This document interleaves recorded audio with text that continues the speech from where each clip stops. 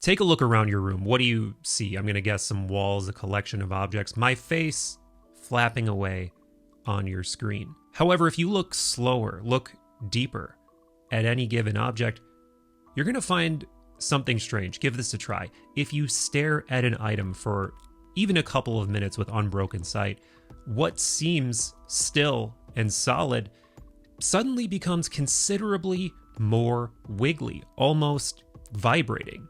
Maybe it's just a trick of the senses, you say. Well, science too tells us that nothing is really still.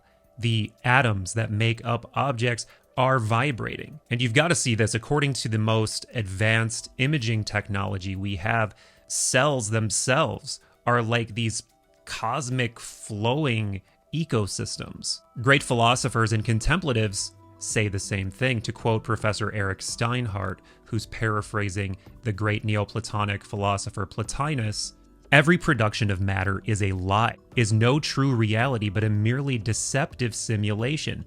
Of course, here we're just talking about the physical world, but what about everything else that we hold to be important? Our identity, our ideas, our religious and political alignments, your philosophical beliefs. Are those real? By what standard? Is anything real? And if so, what does it mean for me, my own psychospiritual context, my own ability to make sense of reality, find knowledge, find purpose in life? Dizzying questions, for sure. Some would argue you should just leave questions like this alone. I disagree. Not only do I disagree, I can't do it.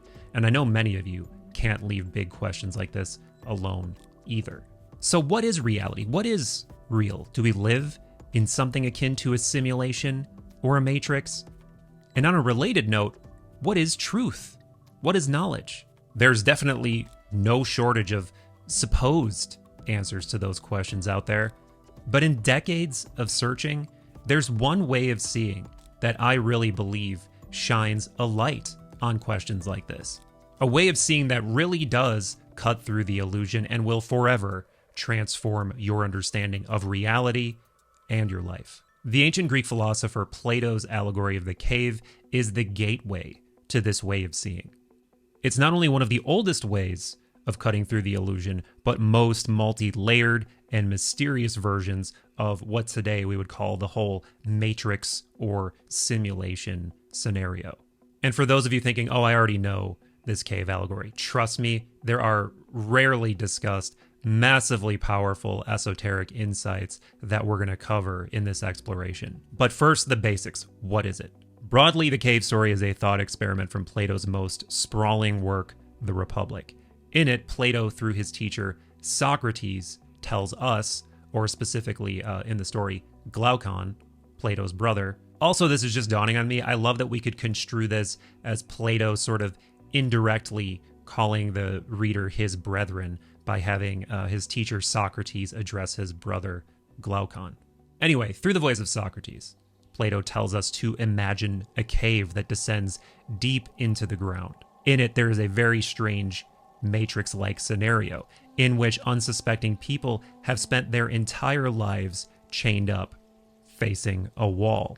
On the wall, they witness shadows depicting all sorts of things: animals, people, dramas. Season 1 of MILF Manor. Yes, somehow MILF Manor is a real show. I was trying to look up the most vapid reality TV show I could find, and that was it. Seemed like the perfect modern example of a shadow on the wall. Anyway, these shadow dramas are the cave denizens' entire world. So, of course, they become obsessed with it. They argue about what they see. They are totally enamored with this shadow reality, so much so that they never question it. Eventually, though, Socrates has us imagine that one of these prisoners is freed. That for the first time in his life, he turns away from the wall and sees the deeper truth, that these shadows are merely projections of objects passing in front of a fire. That there are people orchestrating these shadow dramas. But despite what you might think, the prisoner does not actually make a break for it. He's overwhelmed, terrified, confused by what he sees. He wants to go back to his familiar shadow world. Socrates tells us that the freed prisoner would likely need to be dragged out of the cave because it's just too overwhelming and confusing. And when this happens, again, he would reach yet another level of being overwhelmed and confused. This time by something far greater than just an object passing in front of a flame. This time he's overwhelmed by the blinding, luminous grandeur of the outside world itself. It takes quite some time for the prisoner's eyes to adjust to the true light of reality, but eventually they do. Quote, slowly his eyes adjust to the light of the sun. First he can see only shadows. Gradually he sees the reflections of people and things in water, and then later see the people and things themselves. Eventually he's able to look at the stars and moon at night, until finally he can look upon the sun itself. Only after he can look straight at the sun is he able to reason about it and what it is. So our freed prisoner, whether he likes it or not, is essentially an enlightened being with multi-dimensional knowledge, at least compared to the people who are still locked up in the cave muttering about shadow dramas. Given that, Socrates argues that it becomes the freed prisoner's duty, his philosophical burden, to return to the cave and share what he's learned. But just like before, the freed prisoner doesn't want to go back. And it turns out he's right to, because Socrates tells us that when he does, he will be ridiculed. He will be called mad for what he tells the people still locked up in the cave. And not only will this newly minted philosopher have an uphill battle if he's ever going to free anyone, Socrates actually says they will likely unalive him before they follow him out. And of course, this is a reference that Plato is making to the fact that this is exactly what the powers that be in Athens did to Socrates himself. Now, I'm sure you already see where this is going thematically and metaphorically. Of course, something like this cave scenario really is the state of our world, because most people, and let's be honest, we ourselves are mostly enamored by things akin to shadows on the cave wall. And even if you're not at the very bottom of this level, if you're not at the MILF Manor level, this is still true of you. Further, higher truth, if we ever find it, is absolutely overwhelming when we're confronted by it. And as much as we or anyone says they want it, in reality, they're resistant, especially when it challenges their status quo, shakes up their worldview, clashes with their beliefs, their belief system, their BS, as one of my favorite authors, Robert Anton Wilson, often put it. Yet if you are able to find some real wisdom from beyond the cave, or simulation, if you like, it's kind of a burden, because like the prisoner, it becomes your duty to share that wisdom. This, Socrates / Plato are arguing, is the burden of the philosopher, the burden of the wise. So that, in a nutshell, is a basic summary of the cave tale. And this on its own is powerful, it is relatable, so much so that we can easily project our own egos onto it. A taste of this story, in that sense, is actually a bit dangerous, because we can delude ourselves into thinking that we aren't the ones in the cave, we're the ones who are free. We're not sheep, we see the simulation for what it is. But on the contrary, the very first piece of wisdom is to see that you are the prisoner. You are the one enamored with the shadows on the wall. You are the one living in a simulation comprised of your own beliefs, opinions, and worldview. We are the ones reluctant to leave, and there are always forces, both psychological and societal, maybe even spiritual, that are trying to pull us back down. So where does that leave us? What if we do want to climb out of the cave and we're ready to carry the burden of higher wisdom? Well, if we want to go there, we've got to go into deeper layers than you're going to typically find in conversations about the cave. And we are going to get there, I promise. But first, there are some absolutely vital pieces of wisdom we cannot skip over if we want to fully understand the wisdom of the cave that come from earlier in the same text, Plato's Republic. The first is the sun. What is it that the sun really represents to Plato? Because remember, in the cave allegory, the sun is the thing that symbolizes ultimate truth. It is what the freed prisoner must gaze directly upon if he wants true knowledge, true freedom. To begin to get an idea of why, we need to go back to Socrates' discussion of the sun, which also was with Plato's brother Glaucon. So Glaucon asked Socrates a truly massive question. He wants to understand what the form of the good is. A quick word about forms, I'm going to speed run this. The idea of forms are central to Plato's entire philosophy. They are the opposite of the particular and the source of the particular. You can think of these as archetypes, but not just psychological archetypes. These are ontological archetypes that really exist. So of course we see particular cats running around. All of those cats, according to Platonic thought, emanate from one perfect form of catness, an archetype of catness. And the same is true of all things. Now, at the height of all of these forms sits this thing that Glaucon is asking Socrates about, the form of the good. Glaucon wants Socrates to explain this pure, unadulterated source of all goodness and wisdom and beauty and order in reality. I am with you on that, Glaucon. But of course, Socrates says this is not quite possible for him to put into words. But what he can do is give him a simile. And to do this, he talks about the highest concept in the physical world, the sun. Quote, as goodness stands in the intelligible realm to intelligence and the things we know, the sun stands in the visible realm to sight and the things we see. And to make this arrangement more clear, Socrates calls the sun the child of goodness, the offspring of goodness. And it makes sense why he would compare the two, right? The sun is essential for our world's existence. Its overflowing luminosity and blinding beauty feeds everything on the planet. Nothing would be visible, nothing would be alive if it weren't for the sun. But the sun also overwhelms, right? It's too much for our senses. You can't even look at it without destroying your eyes. But as grand as it is only a child of the higher beauty and truth that is the form of the good. I'm sure the standard view is to take this pretty metaphorically, but I don't think Plato and Socrates are really being metaphorical here. I think that he's demonstrating that there's a real relationship between the sun and the transcendent form of goodness that exists in the higher intelligible realm, that they are literally related in a sort of metaphysical ontological chain of being. More on that later. So this form of the good, it's something we can know to a degree, like the sun, but ultimately it is transcendent, or at least something we cannot fully know through traditional methods of knowledge acquisition. I was really trying to boil this down into something concise, and the best I could come up with is the form of the good is the mystery that makes the world make sense. It is the thing that allows you to make sense of the world through the application of your mind.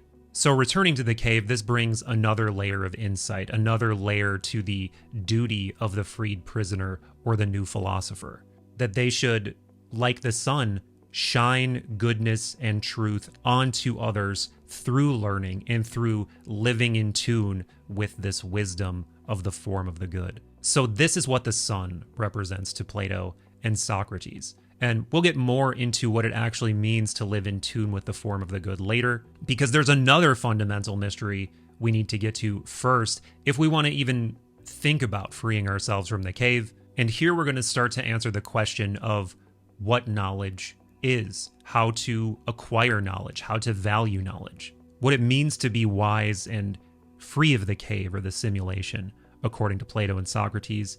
And I don't think it's going to be what most of you think. First of all, is that even possible? After all, Socrates himself, perhaps his most famous utterance is that all he knows is that he knows nothing. And the Oracle of Delphi supposedly dubbed him the wisest man in all of Athens because of it. Well, that is true, and kind of not true, depending on how you look at it. I have a theory on it. We will get there by the end of the video. But first, another key concept that is core to this idea of what wisdom is, and also reflects the entire journey out of the cave. And this is the famous divided line allegory. This again comes from earlier in Plato's Republic. Really, it's right before Plato's cave. It leads into Plato's cave. And according to Socrates, this divided line that is broken up into 4 sections demonstrates that there are varying kinds or purities of knowledge, that there is a hierarchy, an epistemological hierarchy. These 4 grades of knowledge are akasia, pistis, dianoia, and noesis. Each of these 4 kinds of wisdom represent a kind of cognition, a kind of knowing, a level of knowing. Translating them from the ancient Greek at all, especially into modern English out of the context they were originally used in, kind of trashes them, but of course, this is what we must do as non-Greek speakers. So first we have akasia. This is the knowledge of images, likenesses, opinions, also gets thrown in here. In the cave allegory, this is akin to only knowing of the shadows on the wall. Then we have pistis. This is usually translated as belief or faith. In the cave allegory, this is the object passing in front of the flame that projects the shadow.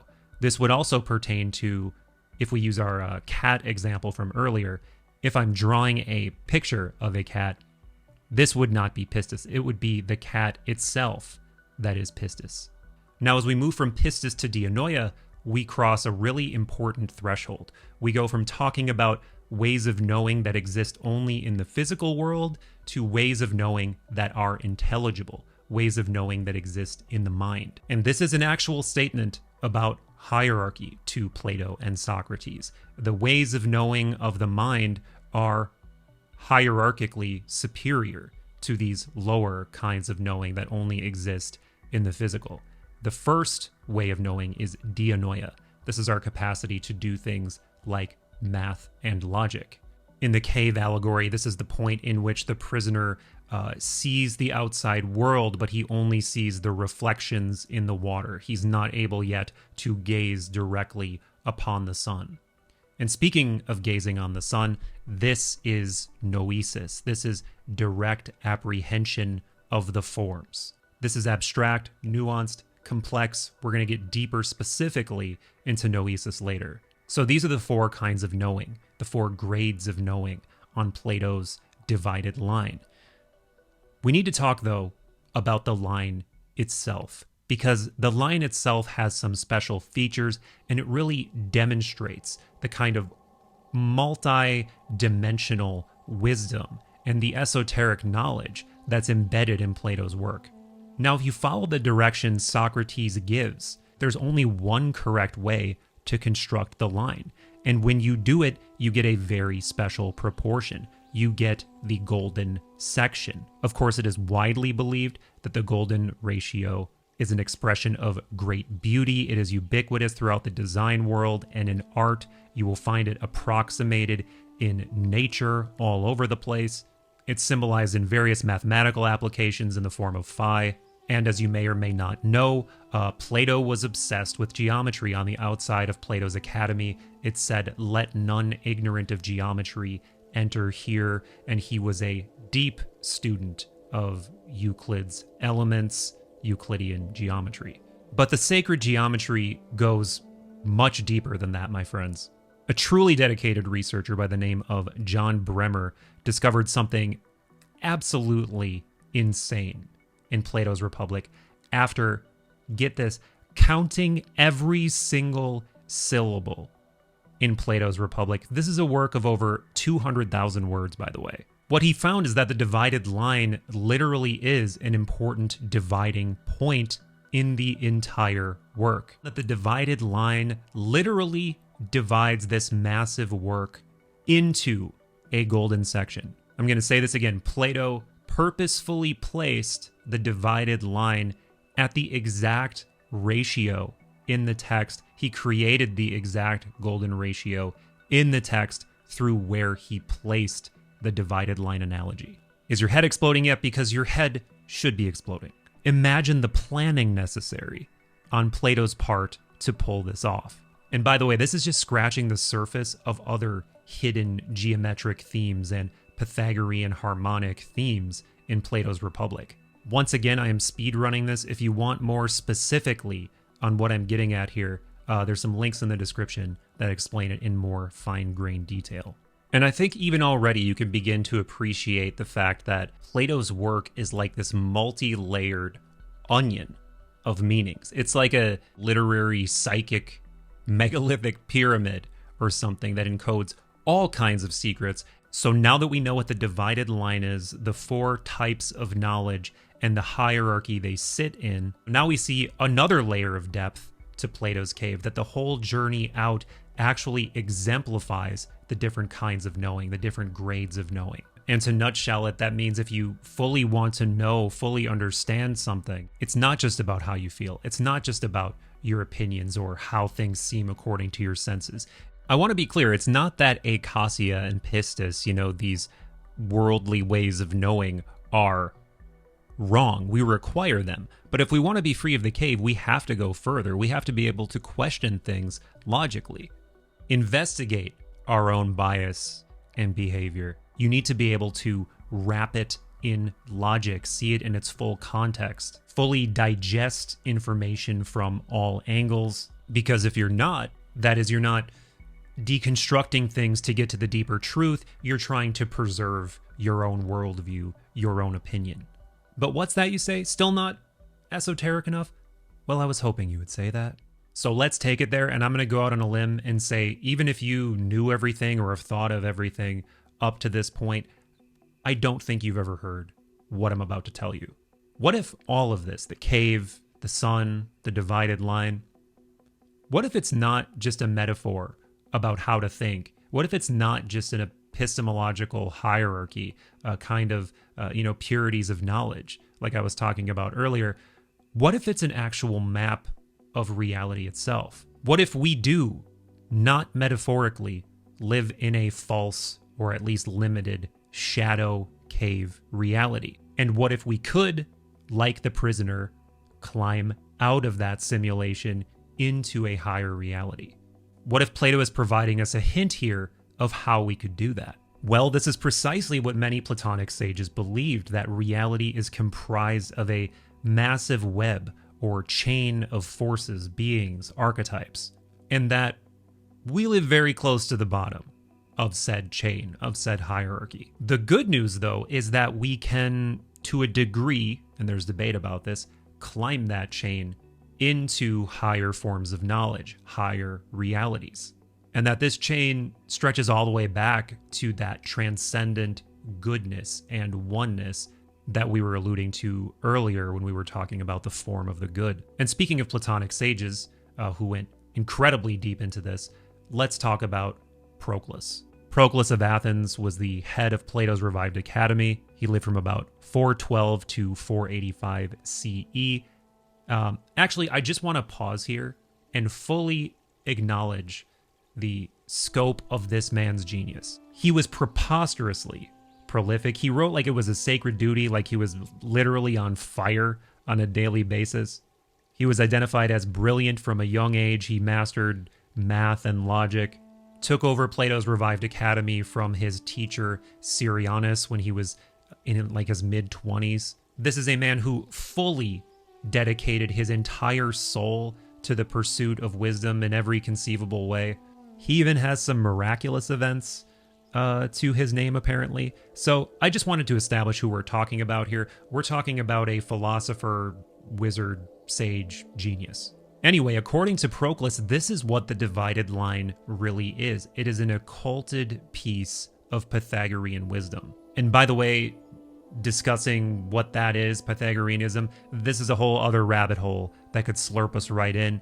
Just to give a little bit of context, this is a lineage that spawned from the pre-Socratic philosopher, mystic Pythagoras, who seemed to have some sort of philosophical, mathematical mystery school. He predates Plato, and it is widely believed that Plato himself was an initiate of this Pythagorean wisdom, because there are Pythagorean themes and hidden pieces of geometric and harmonic wisdom all throughout Plato's works. But back to this idea of the divided line actually secretly being a map of reality. According to a paper by Professor Pieter de Hoyne entitled The Metaphysics of the Divided Line in Proclus, quote, Proclus's main concern is not so much with the epistemology of the divided line, but rather with its metaphysics and the ontological map it provides for the ascent of the prisoner from the cave. Mic drop.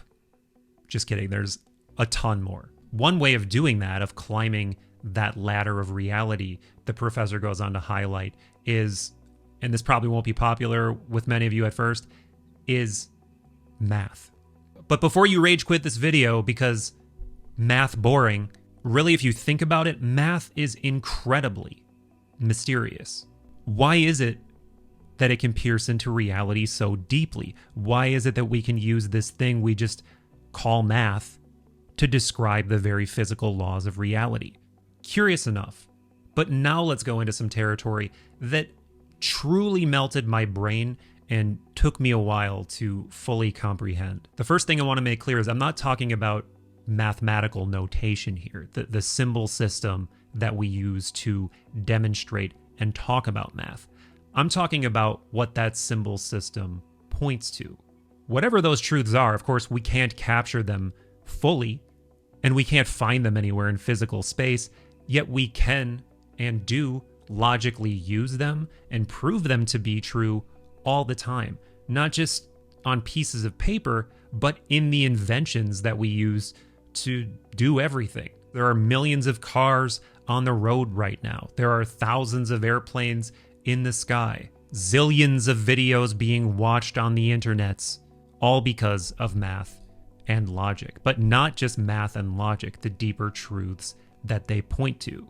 But what are these truths, and why can the human mind, through using math and logic, access them? And this is where I, even as someone who detested math growing up, this is where even I get chills. According to Proclus, we can do this because our intellect, a word that is typically, in Greek, the word that's used is nous. We translate it into English as intellect or mind.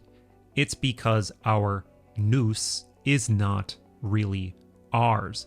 We are participating in it, but it's not ours.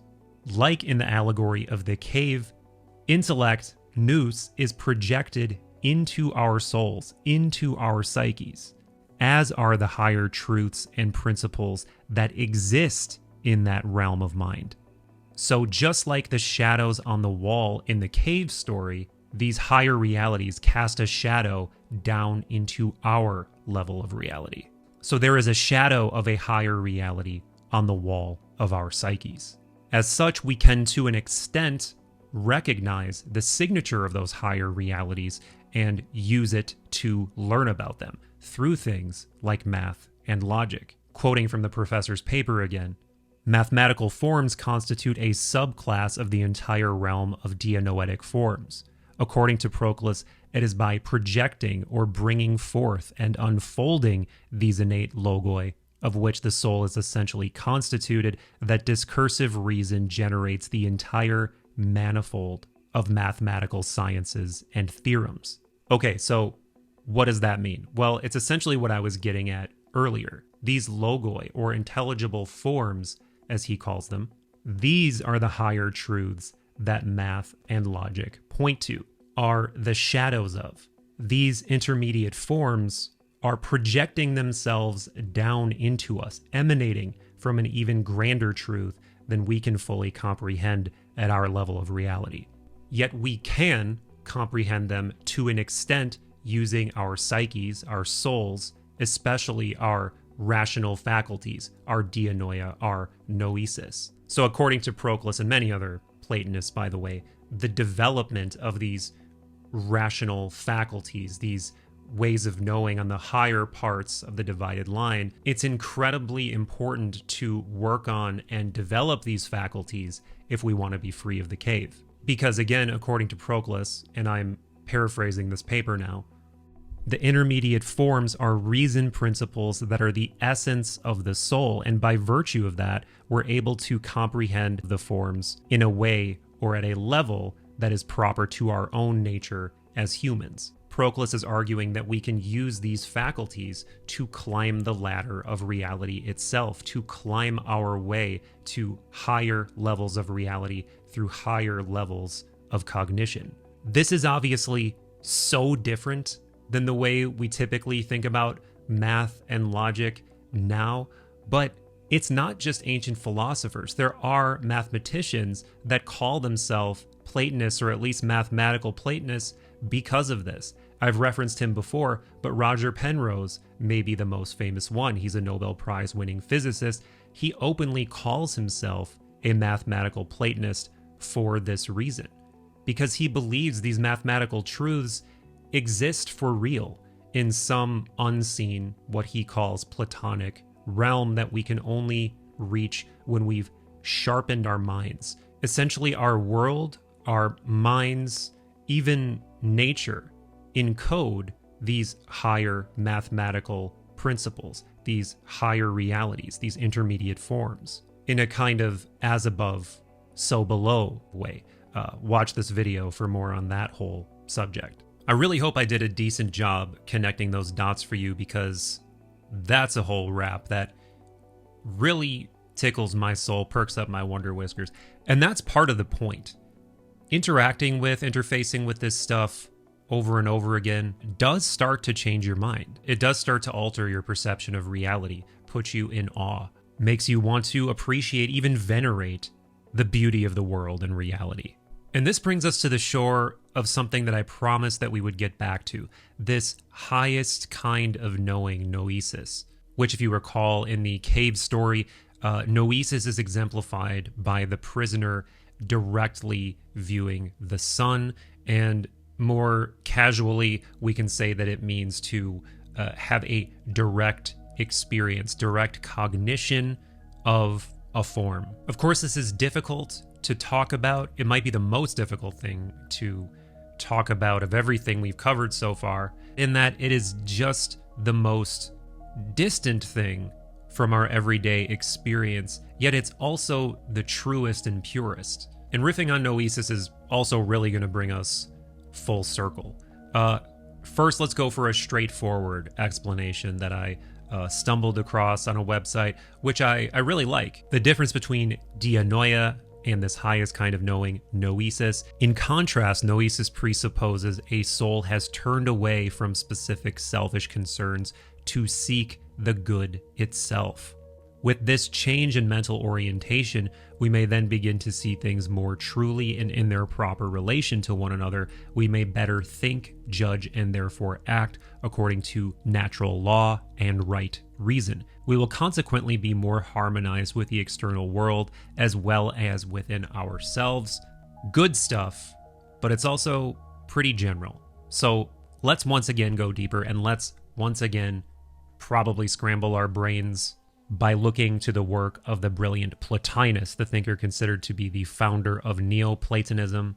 And to give you an idea of his flavor, if you're not familiar with him, he had a reputation for being almost a yogic, contemplative, philosophical mystic. And on that note, if you've been waiting for someone who absolutely seems to have escaped the cave via mystical experience, via some kind of deep consciousness modification, Plotinus is your man. What follows is going to be a mixture of quoting and paraphrasing Plotinus's direct writings from the Enneads, and also a paper by Professor David P. Hunt.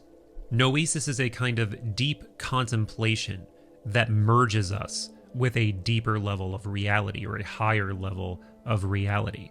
Plotinus equates hypostases or levels of reality with the relative strength or weakness of the contemplation which occurs in them. He says that a soul has, quote, won its way to the intellectual realm, this realm of nous, this higher realm of mind, if it beholds a contemplation, if it reaches a mode of consciousness that is of its order.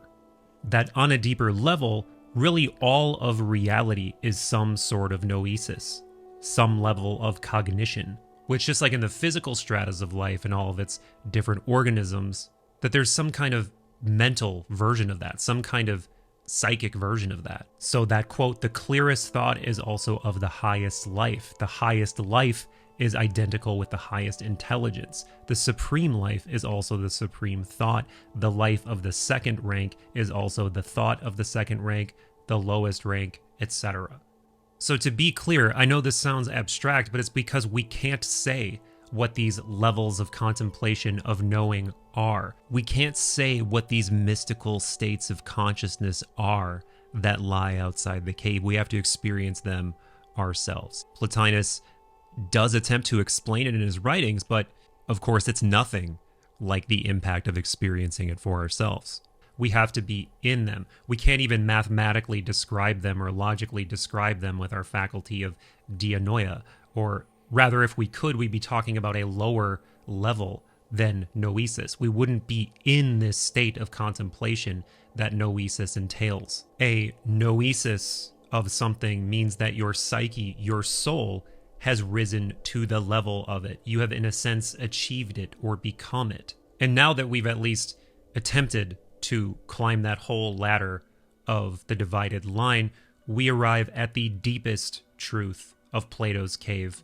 Again, to paraphrase from that same paper and Plotinus himself, all knowledge then is self-knowledge, because it is only when a soul is able to raise itself that it can gain knowledge of higher forms. But this is only when the soul becomes that very higher form which it contemplates. And as Plotinus says, by what sort of simple intuition could one grasp this which transcends the nature of intellect? We shall say to the person to whom we have to explain that this is by likeness in ourselves. So to put it simply, how is it that we become like the higher when we really are the lower, when we're stuck in this lower realm, when we're stuck in this cave? We have to embody it. We have to understand it through doing, through being, through expanding our minds. And this is possible because, like we said earlier, that a trace of the higher exists within us. There's a shadow of the higher world on the wall of our psyches. As Plotinus says, a trace of the capital G good is seen in it, our souls. And it is the likeness of this that one should conceive its true archetype, forming an idea of it in oneself from the trace of it which plays upon intellect. So we have to learn to recognize the traces of that higher world, that higher truth within ourselves, within our own minds. Of course, we do this through seeking knowledge, seeking after truth, throwing away our bias, throwing away the ego games to the greatest extent that we're able to hold truth and beauty above all else. Also contemplate and recognize the various ways in which the form of the good shines here in this world, and how our deepest truths, our mathematical laws, are all reflections of it. Then we slowly unravel, begin to understand the nature of this mysterious form of the good. And through understanding it, we begin to become more like it. So very simply, just become God. And since I said the taboo G word, I just want to take a moment to reflect on that, because think about how different what we just outlined in this video is than the typical way that we think about faith, the typical way that we think about what it means to be spiritual. It's all about saying, I believe this, I associate with this group, I don't associate with that group. And I'm really not trying to strawman anyone's beliefs here, but where does that kind of rationale, that kind of thinking sit on the divided line? What matters is what you do, what you think, what you are, what you exemplify, and whether or not you're raising your psyche to higher and higher realizations about yourself and the nature of reality. To do that, to reach this way of knowing, or really I would say being, we have to undergo some kind of really alchemical transformation. I think we take a step into the mystical for sure, because this change in orientation is also a change in the understanding of ourself, what we are, that we are an emanation of something higher and truer. And when we have that realization, we achieve a huge change in orientation. We're way less concerned with the shadows on the wall. We're way less concerned with MILF Manor. Being free of the cave means that you're no longer governed by the ego or these outer world associations, that you're trying to embody this higher transcendent archetypal wisdom that you're seeking after for the rest of your life. This is why Plotinus really has a reputation for being this inward-facing, almost yogic Platonist, why he a number of times stresses the importance of deep contemplation, what today we would for sure call meditation. Because through that inner work, you begin to see these shadows of the higher world, the light of the inner sun. This is why Proclus wasn't just writing like a madman and doing rigorous math and logic, but he prayed. He did rituals multiple times a day, according to his biographer. Plutarch, who we haven't talked about at all, another really prolific Platonic philosopher, was also a priest at the Temple of Delphi. Iamblichus, another Neoplatonic sage, was said to have been an Egyptian priest. And probably most piercingly, it's why Socrates was willing to give his life. Because he knew it was the right thing to do, the virtuous thing, more consistent with the form of the good than avoiding his death, which it seems like he easily could have. You don't live your life or end your life in the manner of any of the above if the mystical dimension isn't a felt reality in your life. But notice none of the above people that I just mentioned entered this what we could call mystical or spiritual territory at the expense of education or critical thinking. In fact, this spirituality can really be seen as the culmination of the sharpening of the intellect and the education of the individual. And all of the above is just why I am so moved by this, why this is the only kind of thinker that I will forever fail toward being. Could you imagine if this was our approach to education and wisdom seeking and psychospiritual understanding? You know, imagine if we could alchemize all of that. And on a related note, that's really part of the prescription of the Republic in general, to understand what it means to wield your soul well. Plato actually calls this state where all three parts of the soul are harmonizing justice. More on this idea in this video. And that's a good segue towards some closing thoughts here, because I know this is really broad and big ideas about what knowledge is and what reality is. It is not just theoretical. There is a serious personal dimension to this as well, because if we can get even a little bit closer to that state that I was talking about just before, that state of living in a way where our soul is becoming more like the form of the good, for me, just in the process of making this video, my awe and wonder levels have been noticeably amped up. I'm more motivated, my mind is clearer, my path feels more obvious. And on the note of finding your path, I mean, it's impossible for me not to mention this, though we absolutely don't have time to get into it here. I believe this climb out of the cave is, if not synonymous, really harmonizes with what one of my other philosophical idols, Carl Jung, calls individuation. That is our path of becoming who we naturally are, who we're uniquely meant to be. I've also got a whole video on that here. And though we're certainly not out of the cave in a meta sense, I do think, hopefully, we've reached some level of new height. And according to the allegory of the cave, the thing to do is return once again to the shadows and free someone or some part of ourselves. So, in the interest of making this practical, I will be seeking to identify the most pernicious shadows in my life. I will seek to be removing the MILF manners and trying to raise my psyche to higher levels. I hope you will do the same. But as always, this is baby steps. This is lifelong stuff. But maybe after decades of living in this way, of pixel by pixel, slowly starting to understand what the form of the good is and how it shines down into us, maybe we'll do what Socrates did. Not the drinking the hemlock part, but the elevating our own soul experience, the felt presence of the inner sun and its immortal, infinite, overflowing glory.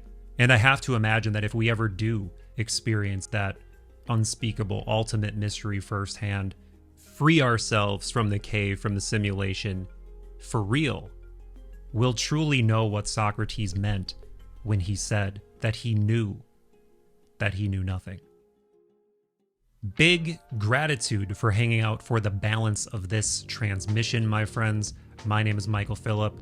I know this was a rather girthy one. It was a huge undertaking for me, so I would greatly appreciate it if you tickled the algorithm with a like, a sub, a comment, a share. We've also got a huge catalog of podcasts, both here on YouTube and only on audio platforms. We've got hundreds more, so do subscribe to Third Eye Drops wherever you listen to pods.